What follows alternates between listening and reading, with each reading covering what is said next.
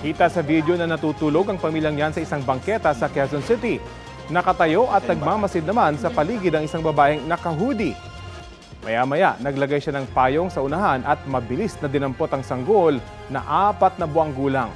Tumakas ang babae, tangay ang sanggol. Sa investigasyon ng pulisya, nagpahatid ang salarin sa isang mall. Sa pahayag daw ng taxi driver, sasakay ng bus ang babae papuntang Laguna. Nagdarasal at nananawagan naman ang ina ng sanggol na maibalik na ang kanyang anak.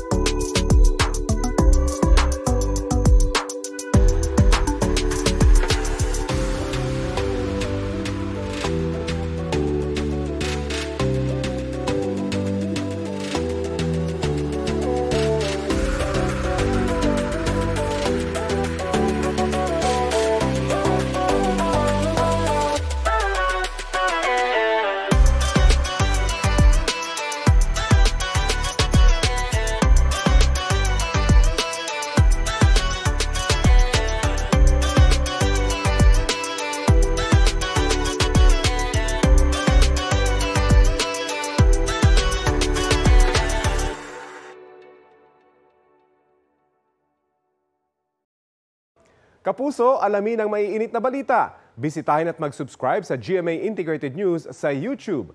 Sa mga kapuso abroad, samahan nyo kami sa GMA Pinoy TV at sa www.gmanews.tv.